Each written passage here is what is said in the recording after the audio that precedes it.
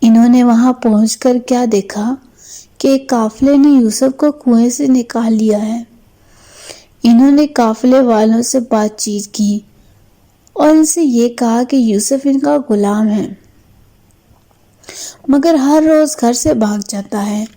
وہ اس سے تنگ آ گئے ہیں اور اس کو اپنے پاس ہرگز رکھنا نہیں چاہتے، بلکہ اسے بیچنا چاہتے ہیں۔